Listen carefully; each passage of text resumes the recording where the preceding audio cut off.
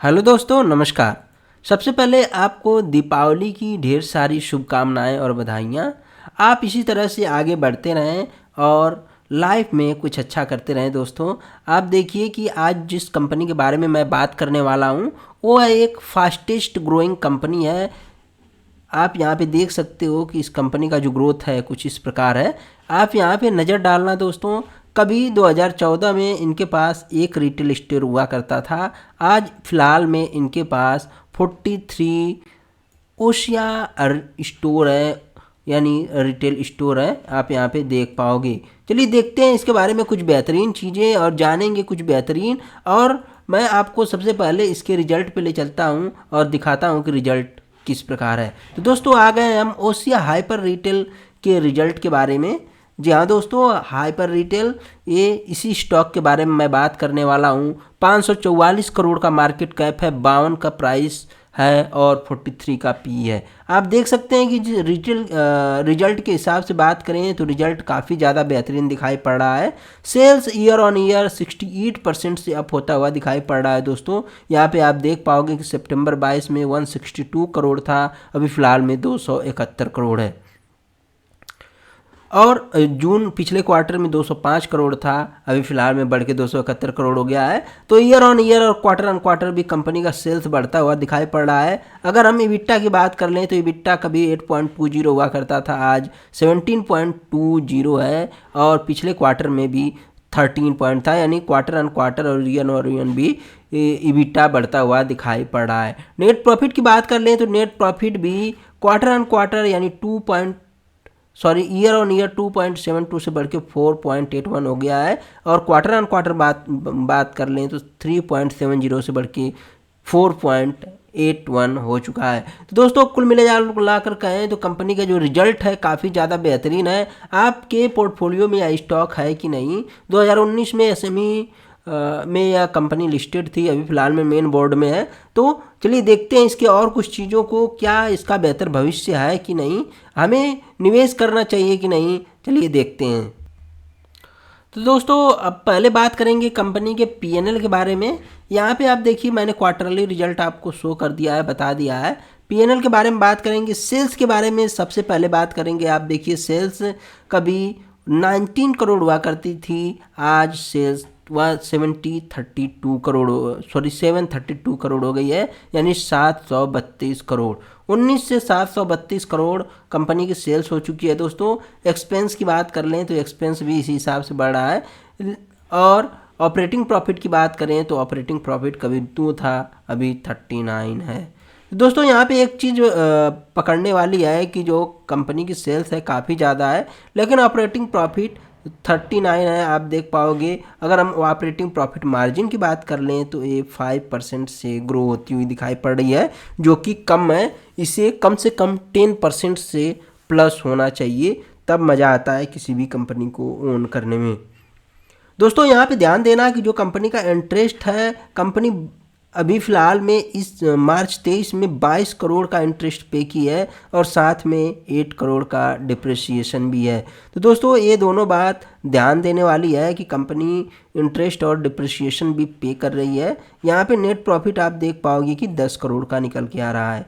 लेकिन अगर हमारा ऑपरेटिंग प्रॉफिट मार्जिन बढ़ता है, यानी 8-10% से अप होता है, तो हम ज़्यादा मुनाफा वसूली देख सकते हैं, यानी मुनाफा कमा सकते हैं दोस्तों। अब हम चलेंगे कंपनी के कुछ बेहतरीन चीज़ों पे, आप जानेंगे इस कंपनी के बारे में। यहाँ पे आप देखिए कि ये बता रहे हैं अपनी जर्नी के बारे में, अपने बिजनेस के बारे में।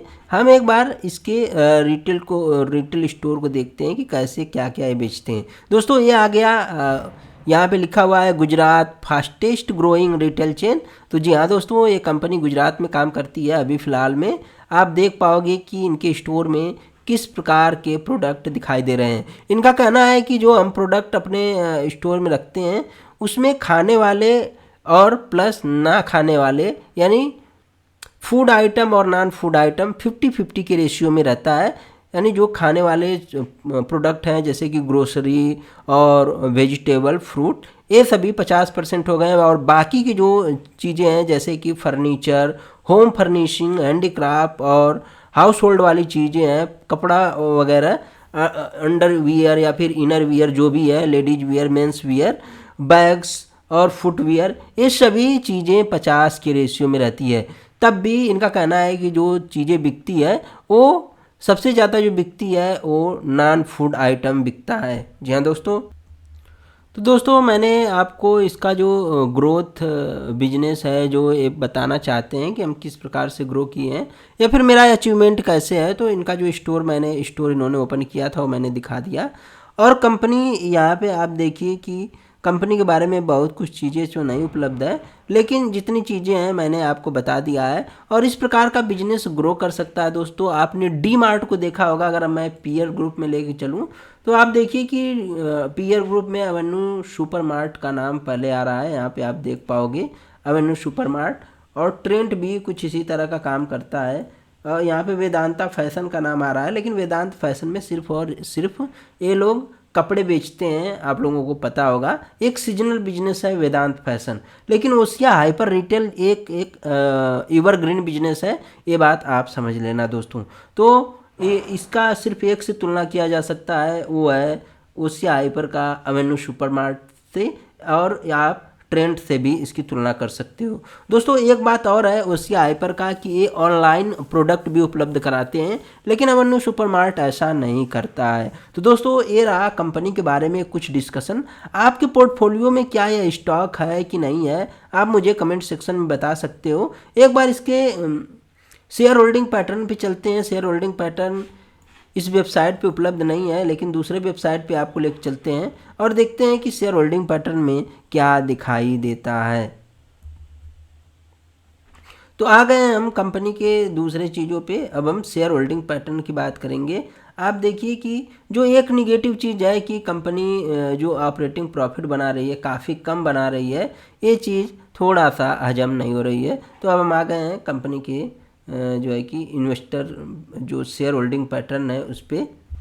दोस्तों अब हम इनकी शेयर होल्डिंग पैटर्न को देखते हैं। आप देखिए कि यहाँ पे 58% की होल्डिंग रिटेल के पास है और कोई भी होल्डिंग प्रमोटर के पास है, कोई भी होल्डिंग प्लेज नहीं है। और इसमें एफआईआई भी आपको दिखाई देंगे 4.85% के साथ, और 36% की होल्डिंग जो है कि रिटेल भाइयों के पास है। अब हम बात कर लेते हैं कि यहाँ पे तो आपको दिख गई, और जुलाई में जो होल्डिंग थी एफआईआई के पास वो 8% की थी, अभी फ़िलहाल में इन्होंने घटा दिया। लेकिन जो प्रमोटर हैं उनके पास ये होल्डिंग आप देखिए 50% की थी, इन्होंने ही होल्डिंग को अपना इंक्रीज किया है, 58 कर लिया है, 8% की इन्होंने होल्डिंग को इंक्रीज किया है। तो दोस्तों कुल मिला जुला कर कहें तो इसका जो बिजनेस मॉडल है वो काफ़ी अच्छा है, उम्दा है, और ऑनलाइन उपलब्ध कराने पे इनकी सेल्स भी बढ़ती है। तो आपको घबराने की ज़रूरत नहीं है, ये कंपनी बेहतरीन है। यहाँ पे आपको अदर पार्टियाँ भी दिखेगी जो कि बड़ी बड़ी हैं, यहाँ पे आप देख सकते हो। तो दोस्तों ये रहा स्टॉक के बारे में कुछ चीज़ें, और यहाँ पे कुछ बेसिक जानकारियाँ मैं आपको दे दूँ, जैसे कि 544 करोड़ का मार्केट कैप है और 43 का पी है, जबकि इंडस्ट्री का पी 56 है, यानी अभी भी ग्रोथ के चांसेस हैं। बुक वैल्यू 16 रुपये है। आरओसी और आरओई के हिसाब से भी यह स्टॉक ठीक ठाक दिखाई पड़ रहा है।